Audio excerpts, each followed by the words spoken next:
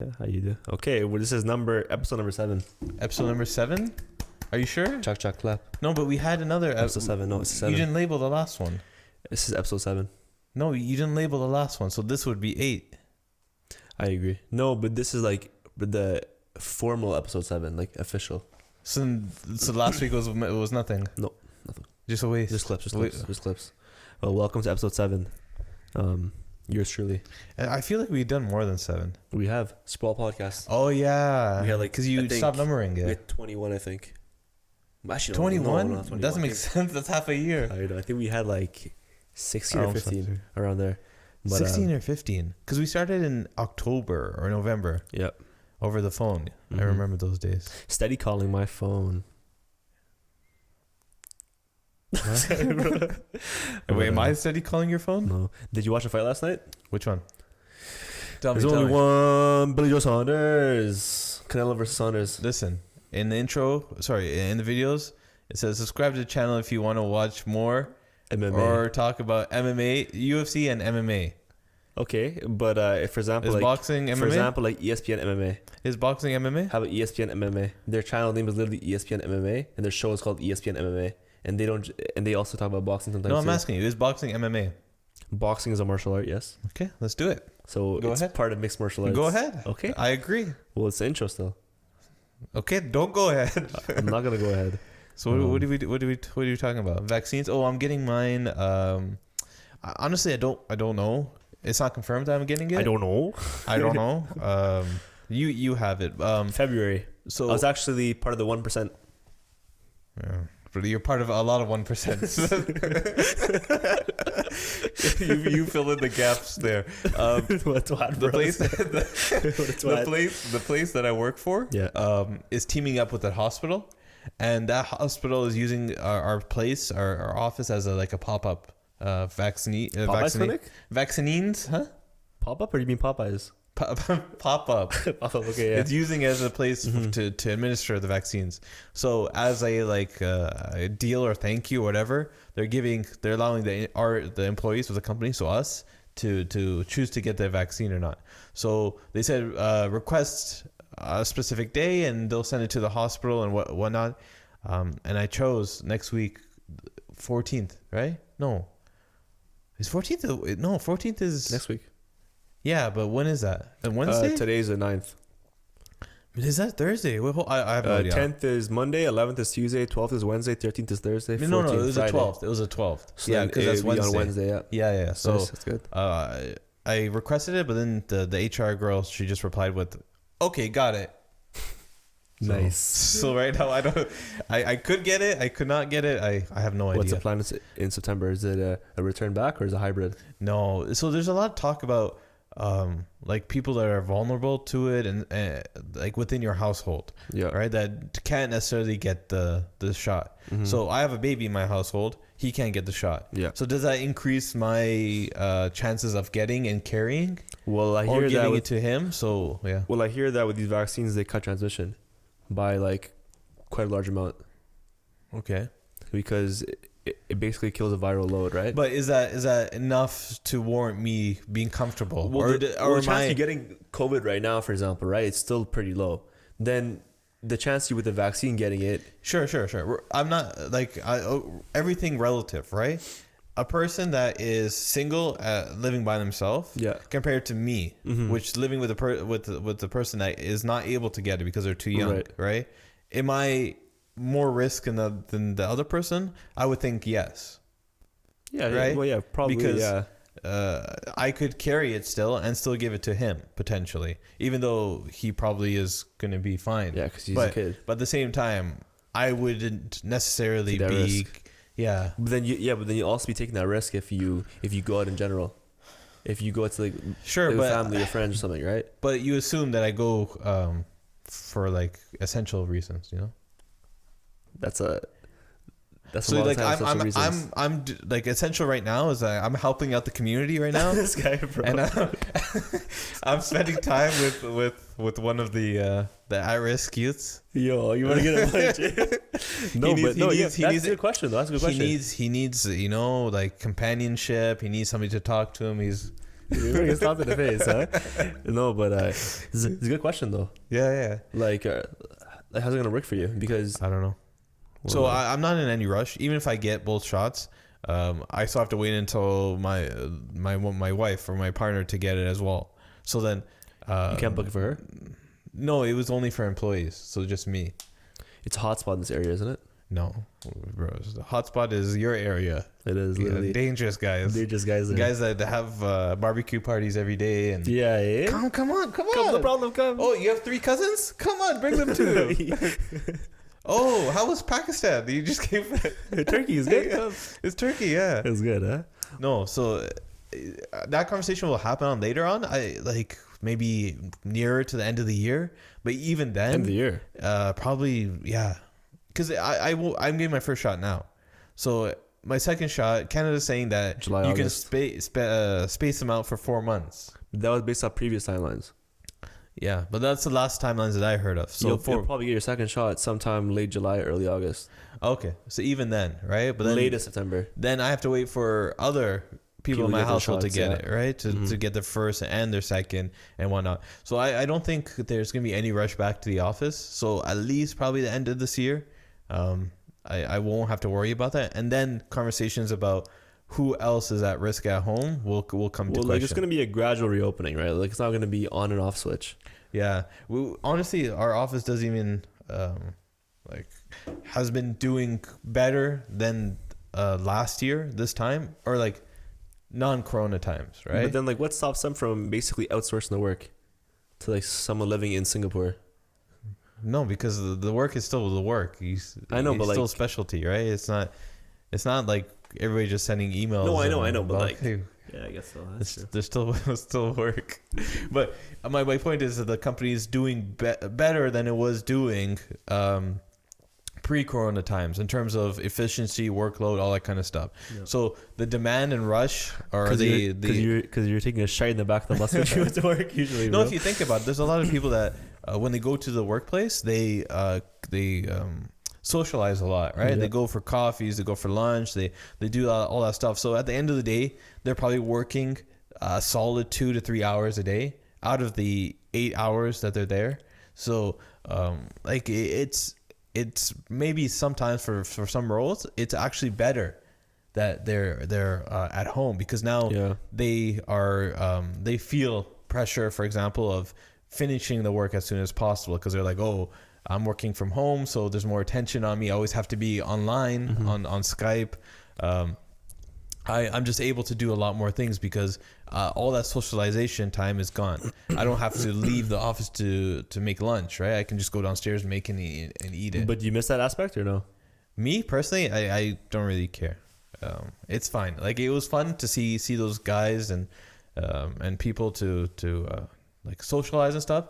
But at the same time, it was just a lot of just wasted time. Banter is fun. Great banter. I still banter with a lot of them, but it's via messages, via memes. You know, that's sad reality. Yeah, Doomer reality. What can I do? Zoomer reality. Is that or nothing. So nothing. I still have a job and I'm enjoying my time. And you have watching Dogecoin? some MMA. And you have Dogecoin? I don't have Dogecoin. I refuse. You have SafeMoon? I'm not taking. You have SafeMoon? I'm not taking hard working people's money and buying Doge and then selling. But it. You have SafeMoon.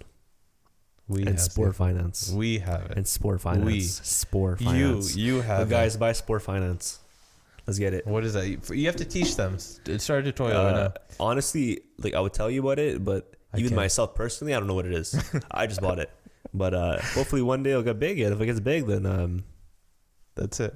We're buying couches. That's you know when we sell bro, these chairs when we sell SafeMoon, you'll know. You'll know. These chairs, especially this, gone. This gone. Laptop gone. Camera. What are you talking about? This is my lights for sure gone.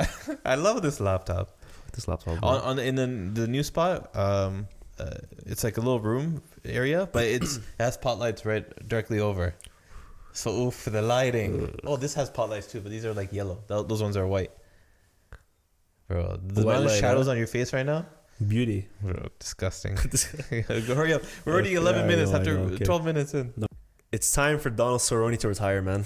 Why? It's time for Cerrone to retire. He's on a losing streak. Before we go any further, make sure to subscribe to the channel. You cannot tell guys to retire every time they lose a fight. I've been saying this for the past maybe 4 fights of his now. He just keeps losing. He can't keep fighting. This is not safe. Why not? What do you mean it's not safe? We saw in that Conor fight. Who are you? Who am I? Who are you to tell him? Who are you? Who are you to tell him? Who are you? I'm MMA I'm not fan. telling him anything. I'm an MMA analyst. Podcast analyst. Okay, put the label at the bottom label of the right screen. there. But listen, man, we saw in that Conor fight with those shoulder strikes and the head kick. Okay. Basically done. He fought he fought yesterday. Mm-hmm. This guy, he can't stand up with these guys. And even then, if he wants to fight the top 5 guys in lightweight, he's not gonna survive. At this point, he's a stepping stone. Is what he is. Like he was gonna fight what's his name? It was Sanchez, right? But then he was cut from the UFC. So I think it's time to ride off to the sunset. No, for Donald Cerrone. You can't keep writing off these guys and letting them like telling them to retire just because they lose some fights. First of all, he's been losing. First of all, like the amount of damage that these guys have done to their bodies and their brains and stuff like that is maybe that's what you're alluding to, right? If he keeps going on, he gets more damage. It's already done, the damage. He's already like he's fought more than he's ever will in the future, right? So he's already near the end of the career. Now, so why keep fighting then? Because big reason. I'll tell you why, but go ahead. Well, keep going. Yeah, what were you gonna say? Listen.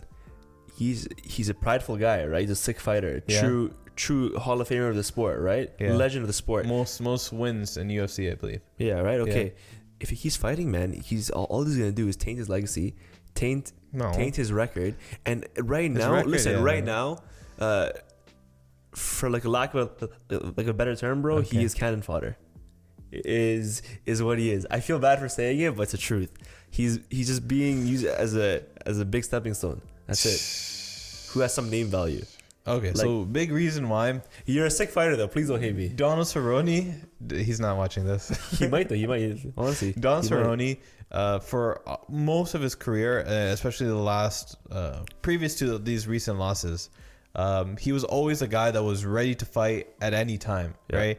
He would take fights with very, very short notice. He would fight these guys that didn't necessarily deserve to fight him, and fights that you would expect him to lose, right? He never shied away from a challenge. He always did whatever the company essentially wanted from him. So if somebody dropped out, Donald Cerrone. There's a main event that's happening that no longer it got canceled. Donald Cerrone, right? It's always been that sentiment. Now, even though he was on the company's good side, he was never the highest paid athlete, right, on the roster. There was always somebody that got paid more than him, that wasn't necessarily as skilled, but was doing things in a different way, where they would pick their matchups, where they would strategically approach their fighting career, as opposed to just taking whatever the UFC wants them to do, right? Because the UFC would at any time call him and be like, they already know what he's going to say. They already know his answer. It's yes. They just had to tell him what to do. Now, there was a lot of stuff in the media where they're like, that's not good for him and not as good for his career, but he's a grown man, right? Yeah. Now, that being said, he was not, probably for the most of the time, he was never the highest paid athlete. Mm-hmm. Now, was he with the lowest? He was above mid-tier, right? But he wasn't at that top level with the guys like Anthony Pettis or Benson Henderson, all those kind of guys. Conor is, of course, we're not even talking about that guy. But now, after the Conor fight, there was discussion, or the news kind of came out, leaked out, that Conor McGregor and the Don Cerrone fight resulted in Don Cerrone redoing his contract, right? And basically getting a huge bump in his show and win money. I think maybe there's a chance that he has one fee where regardless if he wins or loses, he gets it. But my point is is regardless of what the dollar amount is, he's getting the most money he's ever earned ever. The pressure of becoming champion is gone, right? Everybody understands that he's in that tier of fighter that doesn't necessarily need to fight for the title to be relevant, right? Jorge Masvidal, Don Cerrone, Nate Diaz, Nick Diaz, the list goes on. These type of fighters where they don't have to be always going for that title shot or being the contender spotlight in order to be relevant in the sport. So Don Cerrone is making the most money, least pressure. The only thing that's coming up that's kind of difficult to deal with is his health. Now I think that's his decision to make because he's a grown man. But it's also his family, it's also his management, it's also the UFC, and it's also the doctors. If all those pass through, right? All those are good check marks. It is what it is. We've seen the same situation from Uncle Dana when he did it with, for example, like CM Punk, did it with Askren, did it with Sanchez just recently. Whereas like he takes the initiative and basically cuts these guys because he knows that. Actually, no. Here's a good example. What's his name? Sanchez is a completely different situation. Chuck Liddell. Yeah. These guys, they take a dip in performance and stuff like that. But Don Cerrone compared to Diego Sanchez they're completely different, right? Situations. Chuck Liddell, yes, I get it, but Don Cerrone is not that old, right? I get what you mean. But I don't think it's the UFC's like place to tell him to retire. And Dana White kind of tells people, he always kind of says, I don't tell people to retire. Do I think he's going to tell Don Cerrone? I don't think so. I think you will. I think he'll get a couple more fights, a couple more main events. Couple more main events. He still draws. I think he has one more fight in him. That's it. And if it ends the same way it happened last night, but it wasn't that brutal. It wasn't brutal, but you could see he just couldn't put his guard up. He couldn't stop this guy. Yeah, but some guys have off nights. It is what it is. He's had off nights for the past 4 fights in a row now. Yeah, but they were not like the Conor is. I write that off, right? Why? That situation was just. It was just so much, right? And Don Cerrone in the past has had trouble being a quick starter when it comes to fighting. Yeah. He's always been better when the fight goes on for longer. Against Jorge Masvidal? No, who did he fight? Was it Gaethje? Yeah, Gaethje. That's Justin Gaethje. Like, what do you expect? Who was the guy that cut him? And the fight stopped. What fight was that? Where you got cut? Yeah, where you got cut and he blew his nose and they called the fight off. I have no idea, but I remember the interview though with Joe Rogan, like in the cage. He's like, "Yo, you can't blow your nose after a fight." Yeah, it wasn't Conor. It wasn't Jorge Masvidal because he didn't face him. It was someone. Okay, it was someone. Say that. Yeah. I'm trying to remember. Anyways, yeah. So I don't even know where the point was, but let's just see what happens. A couple more main events. If doctors everything is cleared and if he's okay with it, I'm okay with it. He's always fun to watch. Do you, man? You're a legend, but yeah, I'm not coming for me, you know. Even though you told him, you literally told him to retire. Okay. Michael Chandler versus Charles Oliveira, and I think I'm speaking for both of us. So why we think Michael Chandler is gonna win? No, don't speak for both of us. You speak for yourself. What the hell? You literally told me 2 minutes ago. Speak for yourself. Speak for yourself. Okay, Ayahad. Okay, me. I say that Chandler's gonna win this. Okay. Why? I'm gonna let you talk first. No. I want to hear from you. I want to hear from you. This is not a mystery, bro. This is not a detective show, bro. So tell me. I've been going through their training comparisons. Okay. I actually made a video on that. If you want, I'm gonna link it right there on a different channel. Channel. Okay. Yeah. But you can tell this guy Chandler is so explosive. The way he fights is like he just goes forward. He's gonna take you down. He's gonna throw that overhand right.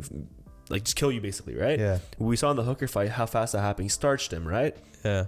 I think the only weird part of this fight though is that when you see Charles Oliveira, his style, it reminds me a lot of Tony Ferguson, right? I'm just not sure how that's gonna mesh with Chandler's style, right? But I think he's gonna get caught, and I think even if Oliveira tries to take him down, I think Chandler has like his wrestling is at a level where he can control that part of the fight. Yeah. But for these reasons, I'm gonna say Michael Chandler is gonna win 1 round. Via 1 round TKO. No, book wait, it. no, book it. Book it. Book it. 1 round. Book it. What are you doing? Book it. What's wrong with you? What am I, a booker? Like, what do you? No, I don't bet. Dab me up, bro. I don't bet. Dab me up. Listen. What the hell is this? Dab me up, bro. Thank you for 1 second. 1 second. Thank you for watching. So Michael Chandler. The reason why I think that Michael Chandler wins. Michelle. I don't know if it's Michael. Michelle. Okay, if he was from France, yeah, it would be Michelle. Mihail. If I don't think it's that early. The reason I think why you're saying it's going to finish early is because of the Dan Hooker fight. Yeah, that's why that's why you're saying that. I think it's going to be later in the rounds. It probably might be just like a stopped by the referee because of like strikes. I don't think probably on the ground. I don't think Michael Chandler necessarily excels at one thing better than Oliveira. Wait, hold on. Let me think. Wrestling's better than his. Yeah, his wrestling. So okay, so have Oliveira, you watched the thing with him and Usman where they're flow wrestling or no? Yeah, I've crazy, seen bro, high level, bro. So I did a lot of like research and like watching of Charles Oliveira. Cap. When we made a video on why you let me finish my thing. When we made a video on Khabib versus Charles Oliveira and how it would go. The key takeaways that came away from that about Charles Oliveira on the negative side, we'll start on the negative then we'll go on positive, is he fades later in the rounds. He fades later in the rounds, and what he doesn't do on the ground is he doesn't constantly try to get up. He doesn't constantly attack. What he'll do is initially he'll be very, very active. He'll try to go for sweeps, throw some arm bars, throw some strikes. But if you hold him down long enough, he starts to fade. And that's kind of the story of how he's lost previous to this winning streak. Paul Felder. Paul Felder is a elite fighter in the lightweight contenders division. Elite's kind of a stretch, but okay. He's top 10. Is okay. that sure, fair enough? That's fair enough. Okay, he's top 10. Right. Okay. And what happened was when he faced Charles Oliveira was getting the better of him. But what happened was Paul Felder just gritted it out, right? He lasted longer than Charles Oliveira, and he just finished him with strikes from the guard I forget what position it was, but it was on the ground. The reason why I'm saying this is Michael Chandler has better grappling than Paul Felder. He has arguably he has better hands. He's a little bit faster, more power, and he has more power. Now, if you put Michael Chandler in that same situation that Paul Felder was, I think Michael Chandler does it better and does it faster than Paul Felder. Charles Oliveira in that fight against Paul Felder as well did have a submission. I forget what it was. He had it very, very tight, but Paul Felder just got out of it. And after that point, it kind of looked like Charles Oliveira quit. One thing that Michael Chandler also noted was he talked about how Charles Oliveira in the past has missed weight, and a significant amount of weight. And he talked about how that kind of plays into a fighter's psyche. To go into a fight that's not necessarily short notice. There was one where there was kind of short notice and he missed it, I believe. But to go into a fight knowing that you didn't meet a commitment that you made prior, with having all that time, all that kind of preparations, is kind of a sign of weakness. Right, and this is his perspective. Yeah, it's a kind of weakness where you're not able to fulfill your obligation as a fighter to meet that weight goal. Now, Michael Chandler has a base in wrestling, and wrestling is very much weight cutting. Yeah, weight cutting. So he kind of I feel like he puts a lot more into that. Yeah. Now, do I think that's necessarily like a sign of weakness? Yes and no. That might be an indication of discipline, of like heart, right? Respect for the sport, like ability to grind through things. I think that may be an indicator. And I'm kind of leaning towards Michael Chandler, not only because of that, but because Chandler has very strong wrestling. He knows how to not get submitted on the bottom. He is very powerful, very explosive on the feet, very explosive. Now, Charles Oliveira would have his style is overwhelming his opponent.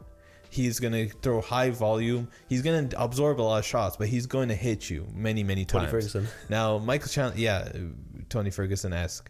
Now, Michael Chandler, from his previous fights, he is a fighter that is able to absorb those kind of stuff and return with his own. Now, would I put money on it? I don't bet on these fights, but I would put Michael Chandler probably in the 4th round via ground and pound. Let's see if he starts to curse like Chael Sonnen. Let's see. No, I was right about Jan Blachowicz. I was right about Francis. I was right about who else? That's it. There was another one. There was another one. Jorge Osman. No, I was wrong with that one. why I was talking about what I'm right about. Let's get it, bro.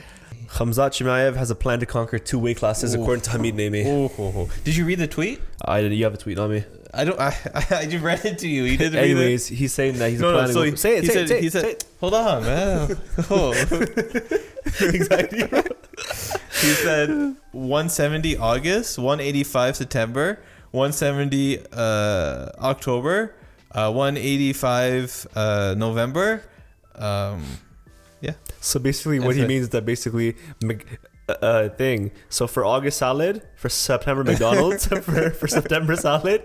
And then for November, he's probably gonna do some Big Mac and fries. Okay, so he's basically saying he's gonna jump from welterweight to middleweight, welterweight, middleweight, welterweight.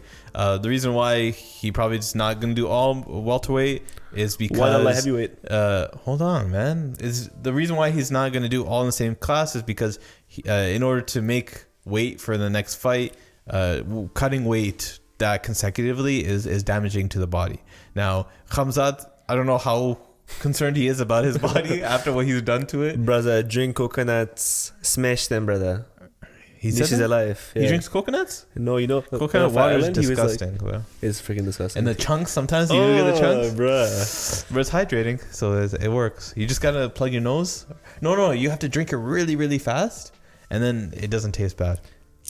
Anyway, so Khamzat is talking about how he's basically trying to say, I'm going to do what I did, what was it, 2020 that he did this? 20. Where he had 3 fights in like a month or whatever. Now, he sounds very confident. He after that whole ordeal with going to the hospital, fainting, coughing out blood, retiring, then unretiring. So it seems like he's back to normal, and he has some sort of plan where he's going to come back. Now, I projected, or I was suggesting with my professional opinion, was to book him. So book it in October. I didn't want him to fight sooner just because of the stuff that happened. Who said August? You said August? Go back to that video. Who said August? No, you go back to the video. Okay, I'll do it. Flashback. Enter it now. No, you're not gonna do that. Yeah, I'm not. You're not gonna do a flashback. Anyway, so I was saying to give as much time as possible. There's no rush for him to come back. The Leon fight has come and gone, right? Just leave it alone. If the stars align again, let's run Leon. Which they will. But right now, just get back in the cage. If you want to go face Gerald Merchant again, go ahead. I'm sure Gerald. I think he won his last fight. Or maybe I don't remember, but I'm sure he's itching for a rematch. Now, his health is probably the biggest concern for the UFC as well. They don't want to go through the saga again because in the past there hasn't been really a similar situation to this, where you have a guy that's booked and then a month prior he falls out. Then he's booked again and then a month prior he falls out. Yeah. It was kind of different though. Yeah, kind of, right? It wasn't that soon.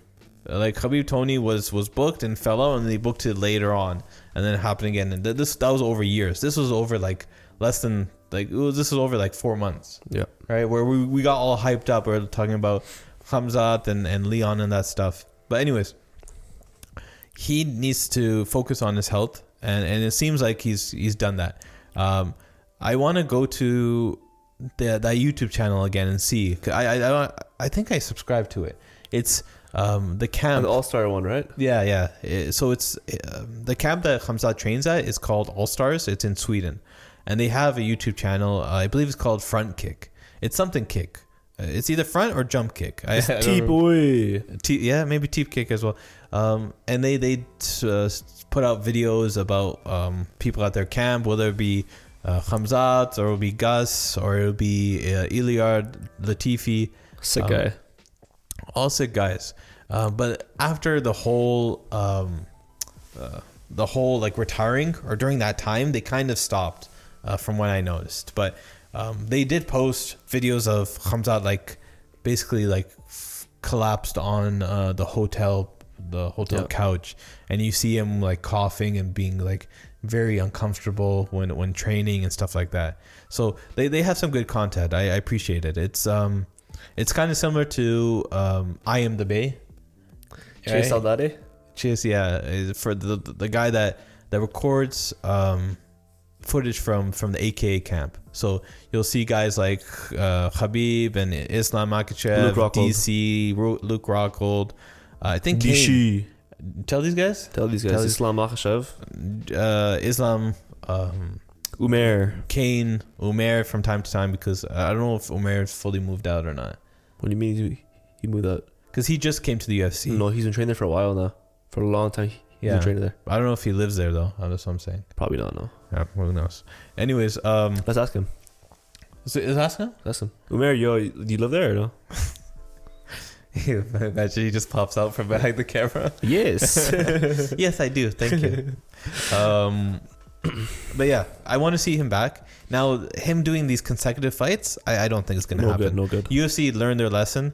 I hope they learn their lesson and they don't try to replicate this. He's already got the record for the most fights in the smallest time frame in modern times. Because those other times back in the UFC 1 and 2 don't really count.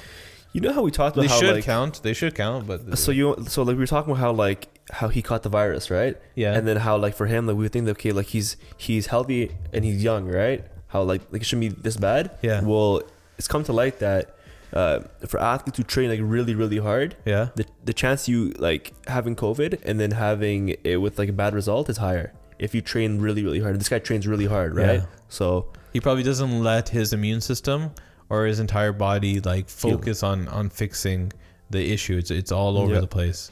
So I don't know. I'm just talking shite, you know. Talking shite in the back of the bus. On the back of the bus. But so you said 170 and then 185. He's basically saying every month he's gonna go between the two weight classes. Right. Who do you think is gonna be his first matchup at 185? It doesn't matter. 185, right? 170. And then but 170 and then 185 and then 170, 185. Because you assume that that's his first Give fight. Him Izzy. Give me Izzy. Okay, the topic done, man. And Osman. 2 months after. No one can touch Canelo Alvarez. Jeez. No one can touch this guy. I'm not going to talk about nothing. I'm gonna talk for the next 10 minutes. He will, please. Okay. Save us. I'm here for a reason. Before he says anything, he said he called a TKO. Technically, it's not a TKO, or maybe on the scorecards it's a TKO. But in my opinion, it was a doctor stoppage. Like he broke his orbital, but stuff like that happens all the time. Before we start though, there's only one Billy Joe Saunders. There's only one. Yo, why are you destroying their ears? Like, relax. It's okay, there's only one Billy Joe Saunders though. Okay, there's only one Canelo too. Canelo Alvarez. Okay, anyways, you watch this fight. I can't stand up people who are saying that. Okay. Why do you start by complaining? No. Why do you? Well, okay, first off, you're singing songs about Billy Joe Saunders, and then you're complaining about other people. Bro, listen, it was a great fight. It was first round was it was like a pedestrian round. It was like everyone was just like feeling each other out. It was very slow, right? Just typical boxing, right? Just trying to catch a rhythm. I think round 2 and 3. I'm gonna give it to Billy Joe Saunders. Okay. So it was. So he's winning. He was winning. He was landing. Okay, let's go. I was surprised he was landing. Who's the first round? Who? Billy Joe Saunders. Oh, 3-0. 3-zip. So 3-zip. I'm gonna give it to Billy Joe Saunders because he was landing and Canelo couldn't land. He kept pressuring forward, but he couldn't land. Okay. Now when did Canelo get those tattoos? I haven't seen on his neck too. That one. On the No, on the back, on his back. I have no idea. I don't remember seeing those. But anyways, go ahead. He got recently though. But from round 3 onwards though, so like round 4, 5, 6, 7, 8, it's all Canelo. Canelo was, I don't care what anybody says, okay? Whoever says that 4, 5, 6, 7, 8. Whoever said Billy Joe Saunders was winning those rounds, I want you to go to your optometrist. I want you to get an eye test done. Okay. I also want you to go to the local police station. Turn yourself in and go for like a breathalyzer test because you're drunk. And I also want you to get a CT scan because I don't think your brain works. But because a lot of people were saying CT scan for what? For the brain. To see what? To see if it's functioning. I'm sure that it's functioning. Maybe it's not though. Maybe there could be some brain cells that are not there anymore. But anyways, also I want you to check your hormonal system. And we also want you to subscribe to the channel. That too. And like the videos. Yo, why not? These guys are watching the videos and not pressing the like button. Listen, hacks this, bro. And you're not even liking the video. You run the channel and you don't press the like button yourself. Poor guy. Sometimes I have honor for the channel. Bro, I log into the channel. Anyways, okay, so I'm gonna give it Canelo 5-3. This guy was saying that like it's not a TKO. If that fight continued, that fight continued, Billy Joe Saunders was gonna get really hurt, potentially career-ending injury. Come on, get out of here. Career-ending injury, potentially. Get out of here. Canelo was so hyped in that round. He started boasting, right? Because he knew this guy was done. He couldn't see out of the eye. It's a boxing fight. Anything can happen. I know, but there's other fighters that Michael Bisping couldn't see it out of. He didn't have an eye. I have a glass of oil. Listen, Billy Joe Saunders, he was landing, but he doesn't have that power to actually stop Canelo. Sure. That's why Canelo kept pressuring forward. But how did he win the first 3 rounds? Because he was just doing like his outboxing. He was kind of landing in and out, right? Okay, why couldn't he do that after round 8? His eye shut. His eye was shut, and he broke the eye socket. Anyways, man, it was a great performance by Canelo Alvarez. Yeah, a lot of people were hating. He won. Listen, I get it. I'm not saying he didn't win. Everyone was hating, saying that he still has trouble with these guys who are slick like that, right? Yeah. Or southpaws. Which yes, I agree. He does have problems with those kind of fighters. Okay, yeah. A prime Triple G would be Canelo Alvarez. Hot take. Okay, but it was a good performance. I think up next is going to be Caleb Plant. And listen, anyone who watched our talking of Canelo vs Saunders, right, that we did like a few months ago, I even said, listen, this guy Billy Joe Saunders, he's good, but he has pillow hands. He cannot stop Canelo. He has pillow hands, and what happened? We saw exactly what happened. He has pillow hands. He was landing, but they weren't doing anything to Canelo. I want to see the rematch. If you want to put Plant in between, rematch is never gonna happen. Why? It's never gonna happen because there was no rematch clause. No, you don't have to have a rematch clause to have a rematch. You can still have a rematch afterwards. It doesn't have to be immediate. It's gonna be Caleb Plant, and then he's gonna be undisputed at 168. And after that, he's done, retired. What is he like? He's like 30. What? Yeah, but who else is he gonna fight? What do you mean? He would be undisputed at 168. Who else is he gonna fight? Think, is he gonna go higher? Floyd Mayweather. Give me Mayweather, woo!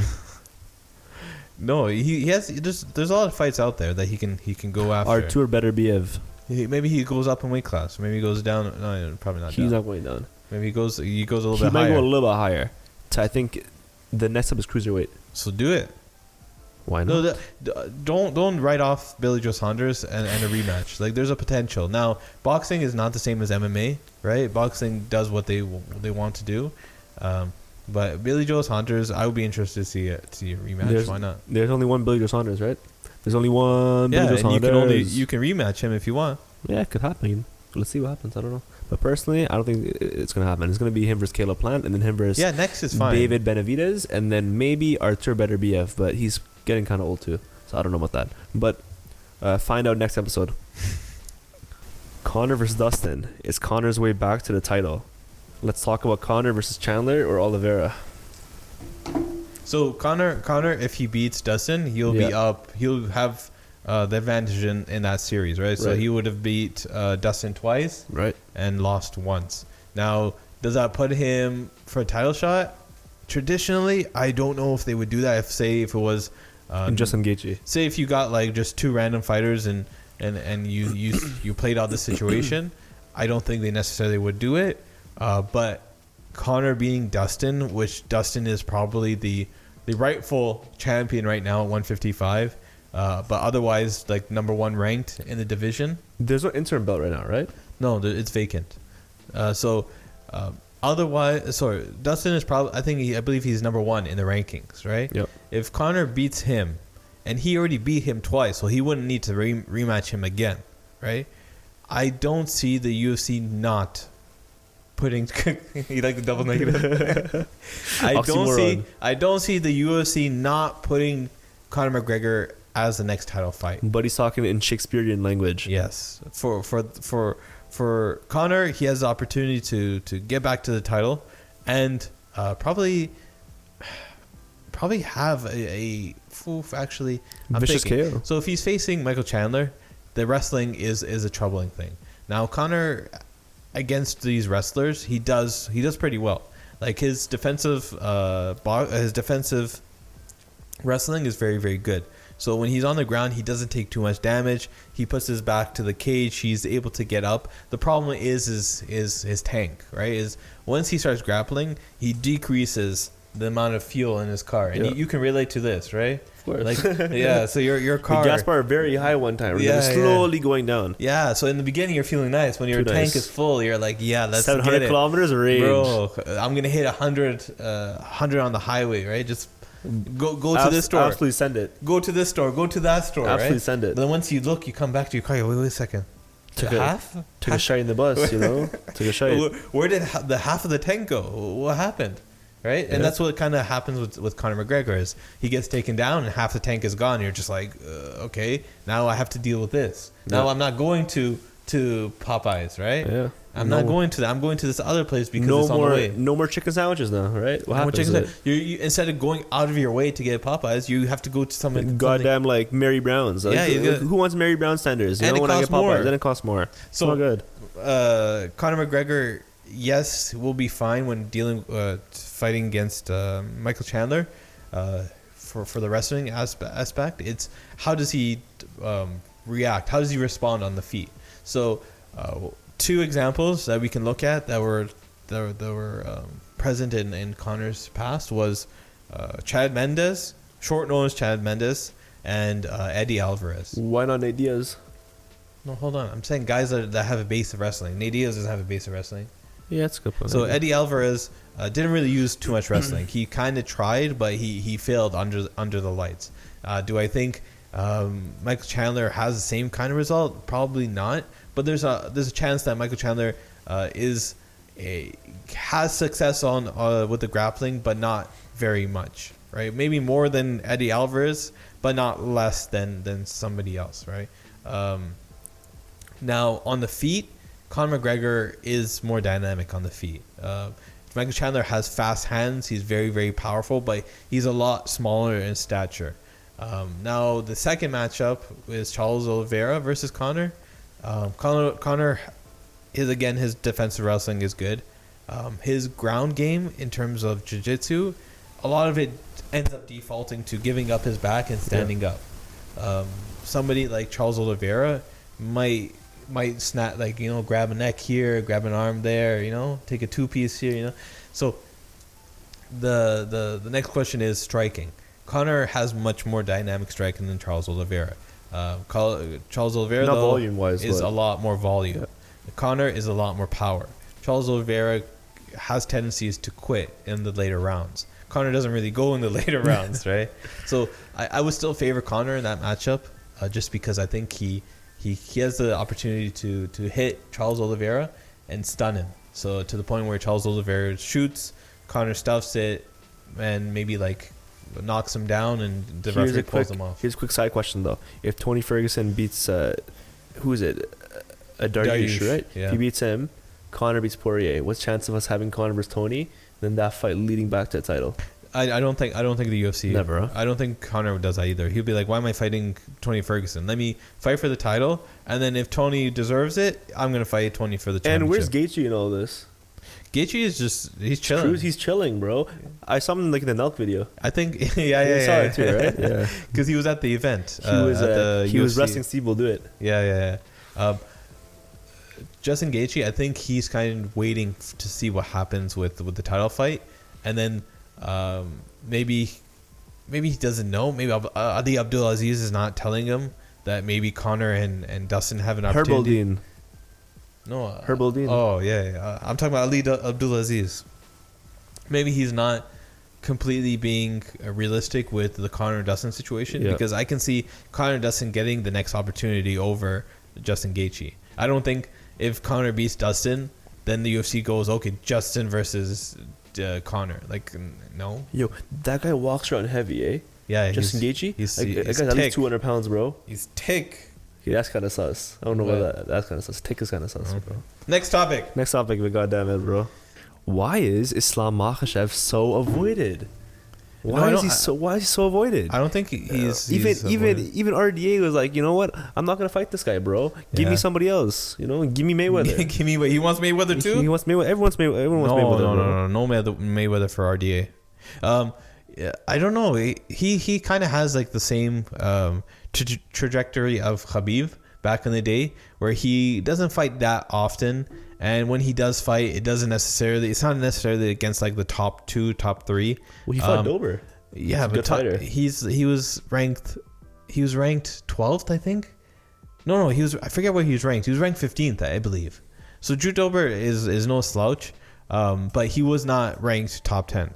So Islam Makhachev, a lot of it has to come down to health, has to come down to booking, timing, all those and age. He's creeping up, man.